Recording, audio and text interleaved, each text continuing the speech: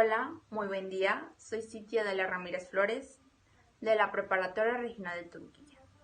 Hoy será un video de mi actividad integradora final, mi perspectiva como ciudadana mundial. El día de hoy hablaremos de diversos temas muy interesantes. Los puntos que voy a tocar son, número 1, el nacimiento del concepto ciudadano. Número 2, los conceptos sociales en la edad moderna que propiciaron una nueva visión en el individuo. 3, los conflictos sociales. 4, la multiculturalidad e interculturalidad. 5, la globalización y el neoliberalismo. 6, la identidad nacional y la identidad global. Y 7, voy a explicar con mis propias palabras si creo o no que podemos ser ciudadanos del mundo. Y claro, por supuesto, la voy a argumentar con mi postura. Comencemos. El nacimiento del concepto ciudadano. En pocas palabras, su nacimiento en el siglo V en la antigua Grecia a.C. tiene origen latín, con civitas, que significa ciudad. Este término en Roma no estaba permitido solo por algunas personas, hombres no esclavos, mayores de edad, y la mayoría, como mujeres, extranjeros y esclavos, tenían menos derechos. Una persona considerada como un miembro activo del Estado titular de derechos políticos y sometido a su vez a sus leyes. En cambio, los cambios sociales en la Edad Moderna que propiciaron una nueva visión en el individuo, en el paso de la Edad Media hacia la Edad Moderna, no fue un paso sencillo, al contrario, fue al paso hacia la Edad Moderna que fue una transformación lenta y paulatina, que se veía desde los últimos siglos alta edad moderna o media. Por ejemplo, durante este periodo fue cuando hicieron los nuevos viajes a conocer nuevos mundos, como el viaje de Cristóbal Colón en 1492 que llevó a descubrir América, aunque sea no fue su primera idea inicial. Algunos cambios en los modos de la vida de las mujeres con la pretensión de que su carácter moderno los inscribe en el ámbito de la cultura objetiva. Esto es, alcanza toda la condición humana y permite interpretar y comprender lo mejor las transformaciones sufridas por todos los seres humanos. Tras una primera parte en la que se considera una correlación en la modernidad y un cambio sociocultural, la expresión fija atención en algunos ejes temáticos conceptuales que caracterizan en la actualidad el estilo de vida de las mujeres, como ejemplo el trabajo, la familia y el amor romántico, y consecutivamente en toda la sociedad. Por otra parte, los conflictos sociales es una lucha o disputa entre dos o más partes, también puede significar peleas y enfrentamientos armados o guerras entre naciones o grupos de personas. Las causas históricas de los conflictos son problemas de comunicación, las relaciones interpersonales, las diferencias de valores, la claridad de rol, intereses de opuestos, las diferencias culturales, ausencia de procedimientos o normas o reglas, las expectativas frustradas, etc. ¿Cómo ha afectado en la historia de la humanidad el control de los recursos naturales, aumento de la desigualdad, amenazas o abusos comerciales y tecnológicos, el auge de los extremismos y nacionalismos, los efectos adversos del cambio climático en la economía, como ejemplo la Primera Guerra Mundial, la Segunda Guerra Mundial, Siria, República Centroafricana, Yemen, etc. La multiculturalidad e interculturalidad. La multiculturalidad es el término de la cultura que vamos con la edad. Su significado es bastante sencillo, puesto que simplemente se refiere a la pluralidad de culturas que coexisten en el mismo espacio, que no tiene que por qué ser una región, sino puede ser en el mismo equipo de trabajo o en la empresa e incluso en el hogar, pero no es necesario estar comunicados unas con otras. En este sentido, dicha convivencia de distintas culturas del lugar o choques o conflictos que en algunas ocasiones provoca que sea una de esas culturas, la dominante, y la otra que sea la oprimida. La interculturalidad se refiere al término anterior, a la convivencia de dos o más culturas dentro de un mismo espacio, pero con condición de diferencia crucial.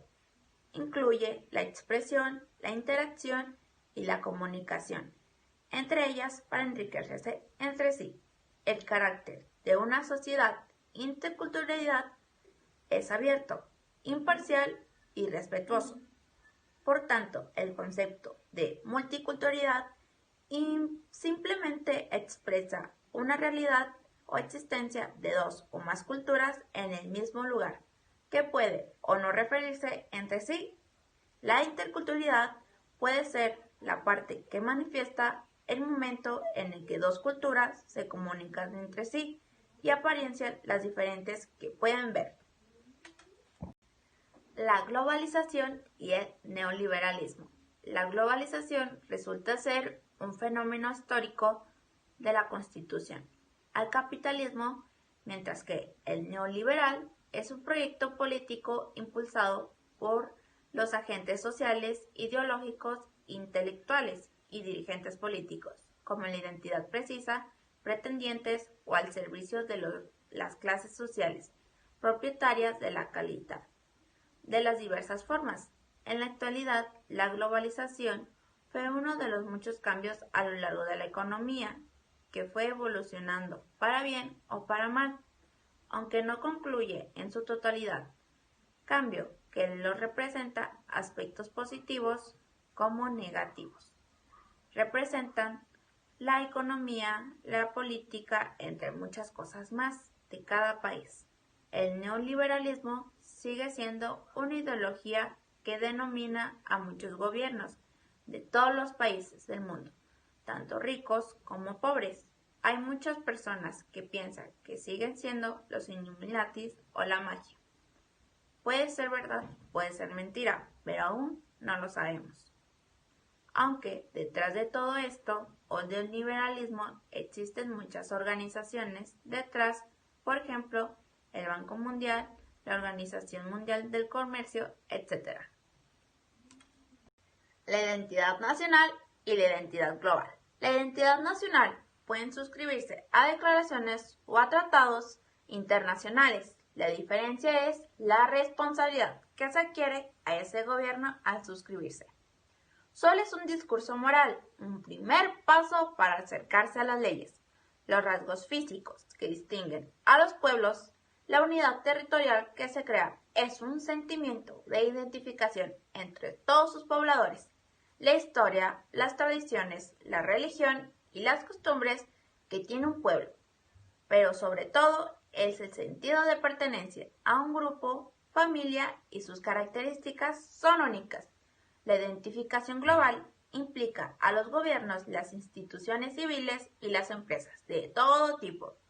Los gobiernos del mundo se afilian o se separan de tratados y declaraciones internacionales, donde tengan puntos en común con otras naciones.